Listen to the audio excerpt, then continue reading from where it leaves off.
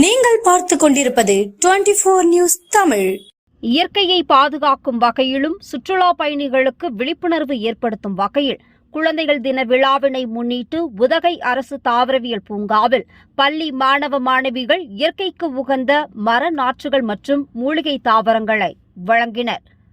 மலை மாவட்டமான நீலகிரி மாவட்டம் சுமார் 55% வனப்பகுதியை கொண்ட மாவட்டமாகும். இயற்கை சூழல் நிறைந்த மாவட்டமாகவும் திகழ்ந்து வருகிறது.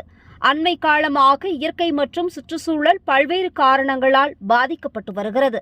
இந்நிலையில் இன்று குழந்தைகள் தினம் நாடு முழுவதும் கொண்டாடப்பட்டு வரும் நிலையில் உதகையில் இயங்கி வரும் தனியார் பள்ளி மாணவ மாணவிகள் இயற்கையை பாதுகாக்கும் வகையில் உலக புகழ்பெற்ற அரசு தாவரவியல் பூங்காவில் வருகை புரிந்த சுற்றுலா பயணிகளுக்கு இயற்கைக்கு உகந்த மர நாற்றுகள் மற்றும் மூலிகை தாவரங்களை வழங்கி விழிப்புணர்வு ஏற்படுத்தினர்.